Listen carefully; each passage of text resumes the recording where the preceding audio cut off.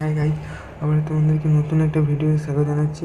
তো যেটি বলতে চাইছি যে ওইসিএস স্কলারশিপে ফান্ড কিন্তু অ্যাভেলেবেল হবে, অর্থাৎ সেটা 30শে নভেম্বরে নাহলে আদারওয়াইজ 1 ডিসেম্বরের টাকা কিন্তু পেয়ে যেতে পারে।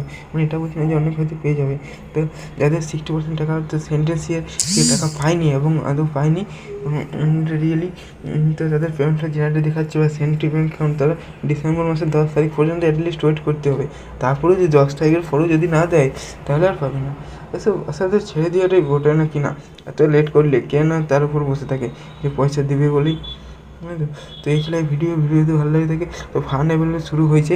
তো আমার কাছে কিছু নোটিফিকেশান এসেছিলো বা কিছু আপডেট, তো ওই কারণেই বলছি।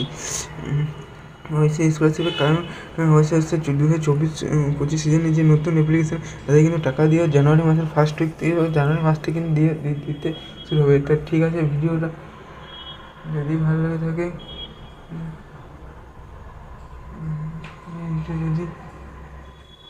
যদি ভালো লাগে থাকে অবশ্যই সাবস্ক্রাইব করবেন এবং প্রচুর পরিমাণ বন্ধুদেরকে শেয়ার করে দেবে এসব থেকে আপডেট পাওয়ার জন্য, ঠিক আছে?